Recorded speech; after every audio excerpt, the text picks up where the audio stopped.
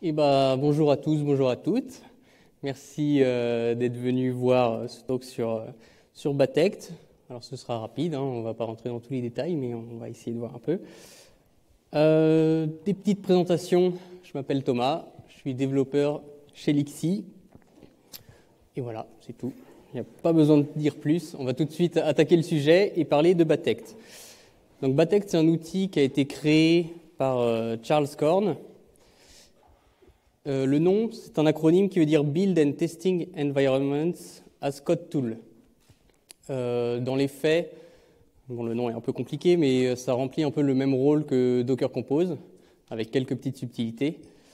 Je vous ai mis les GitHub respectifs de Batect et de Compose pour voir un peu la différence de suivi. Batect, ça a moins de suivi, mais ça a quand même un peu de traction et c'est quand même suffisamment mature. Donc, moi, je l'utilise tous les jours, ça marche bien. Tac. Donc, qu'est-ce que c'est Batect? C'est un outil qui permet de définir des tâches, alors au sens large, en termes de conteneurs Docker. Ça suit vraiment la philosophie Docker et Docker Compose, tout ça, de dire ça marche sur ma machine, c'est fini, on ne veut pas de ça. Il faut que ça marche partout et que ce soit reproductible, que ça marche bien pareil partout. En plus de ça, ça a pour but d'apporter une documentation vivante. Alors ça, c'est à la fois un but et à la fois un effet secondaire du fonctionnement de Batect. Mais le but, c'est que quand un développeur arrive sur un projet, il puisse, grâce à Batect, savoir quelles sont les tâches les plus courantes qui se sont faites. Bon, ça peut être du build, du test, du déploiement ou des choses un peu plus complexes, un peu plus complexes. Voilà. Pour illustrer, on va commencer avec un petit Hello World. Et alors le premier point, c'est que pour installer Batect, ce qu'il conseille, c'est d'aller récupérer 2 fichiers exécutables directement depuis le GitHub du projet. Alors c'est pas forcément le plus simple.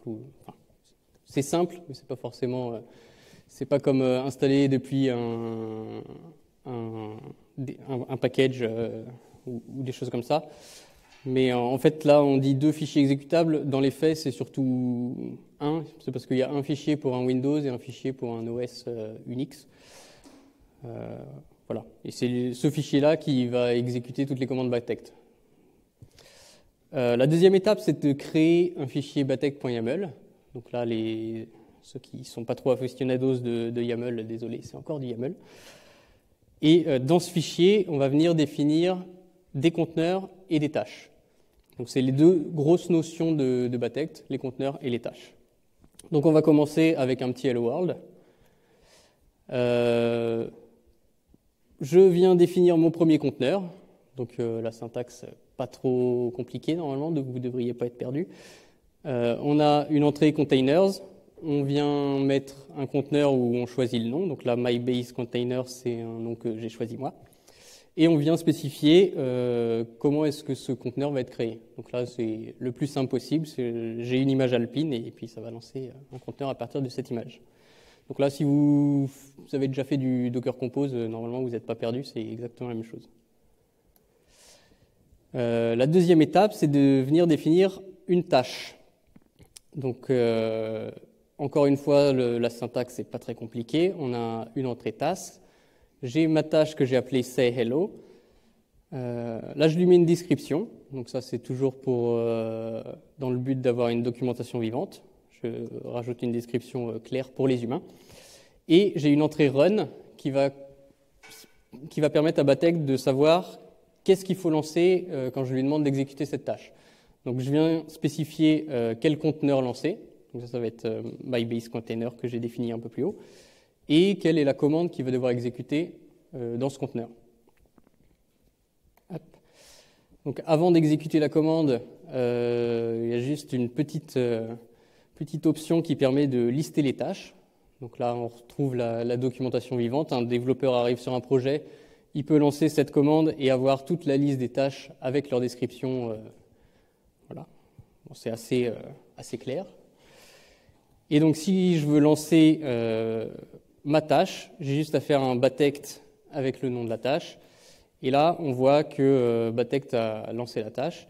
Donc ce qui se passe derrière, c'est comme un Docker Compose Up, c'est que Batect va aller récupérer les images qu'il n'a pas dans les registries publiques ou privées si vous êtes logué avant. Et il va lancer le conteneur selon les spécifications qu'on lui a données. Et donc on a un beau Hello Brestcamp qui s'affiche. Voilà. Donc là, normalement, jusque-là, vous n'êtes pas perdu, c'est assez simple.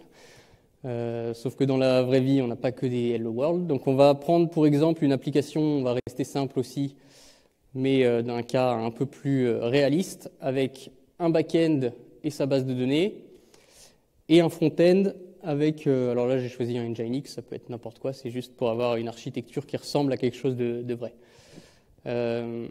Pour cet exemple, on va se placer du point de vue d'un développeur back qui arrive sur le projet, donc c'est comme si on avait juste fait un check-out du repo du back, et on arrive là-dessus.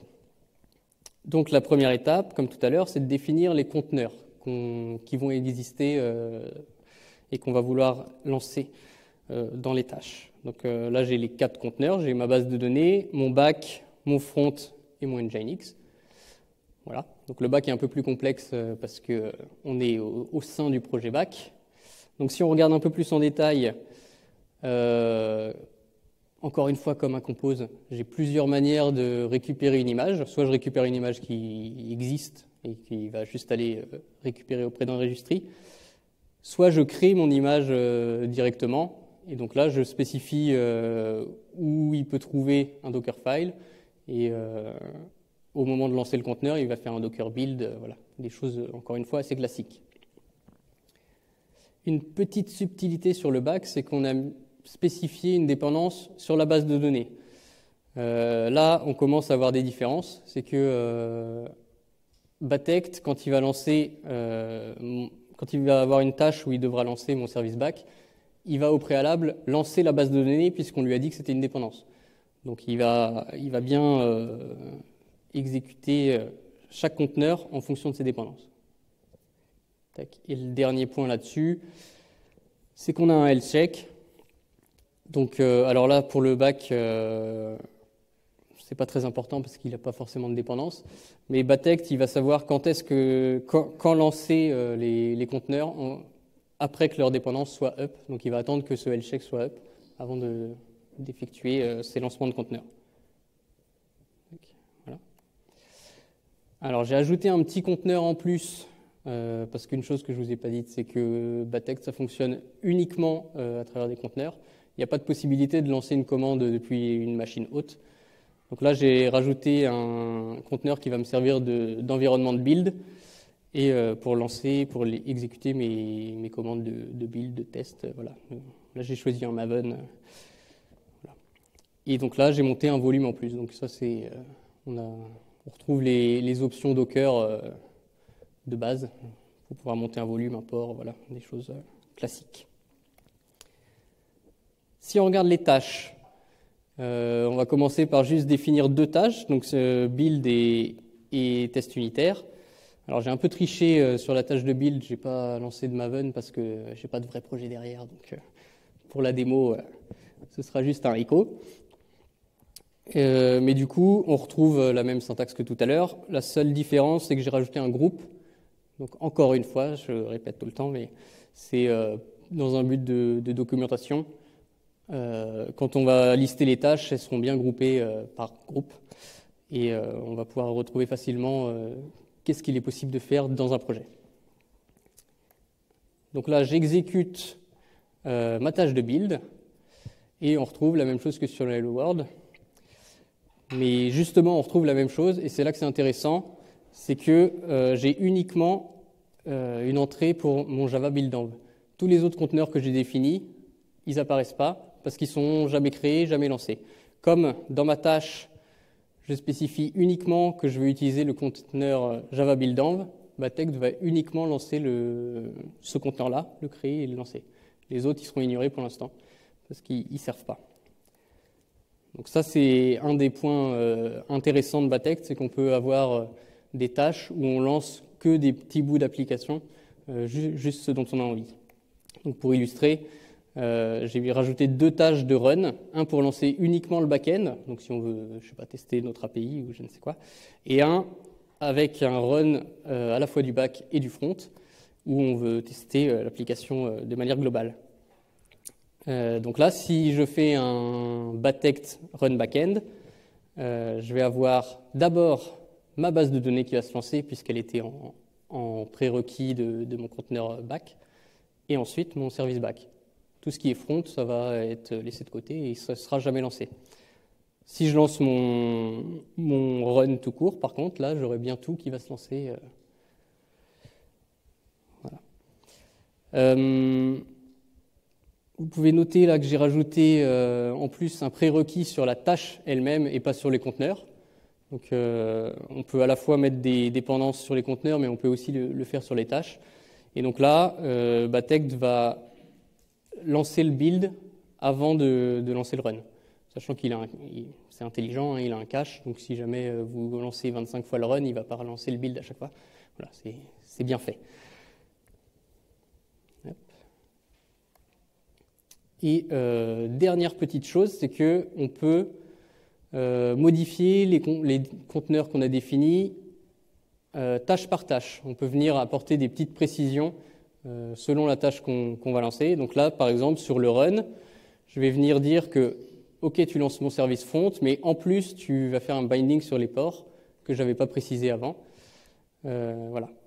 Donc, si jamais j'ai une autre tâche, une tâche de test d'intégration ou je ne sais quoi, qui a besoin d'un autre binding, et ben, je peux le préciser tâche par tâche. Hop. Donc, pour conclure, j'ai pas de slide. Batect, c'est un outil qui, même s'il est moins suivi qu'un Compose, il propose des choses un peu différentes, des choses un peu plus complexes. Et encore là, j'ai pas parlé de tout, mais il y a des possibilités d'importer des bundles qui viennent d'autre part, soit depuis des fichiers locaux, soit depuis des Git. Donc on peut avoir des spécifications de notre environnement d'une manière globale et choisir point par point, tâche par tâche, quel conteneur on va lancer. Donc ça permet d'avoir perdu le mot. Ça permet de vraiment choisir plus facilement qu'un compose où on aurait plusieurs fichiers override pour chaque environnement. Là, on va avoir un seul endroit où on retrouve toute notre application. Et puis, encore une fois, on peut lister les tâches. Ça a l'air de pas grand-chose dit comme ça, mais c'est pratique. Voilà, j'ai fini. Merci.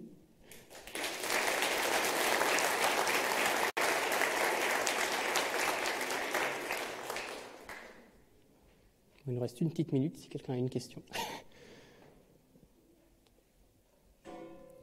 C'est bon?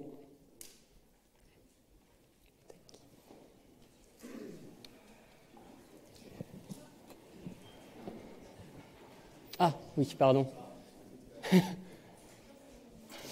Oui. Ça marche? Non, ça marche pas. Ouais. On entend un petit peu. C'est bon ou pas? Vous m'entendez en bas? Je sais pas trop, j'ai pas trop de retour. Ouais.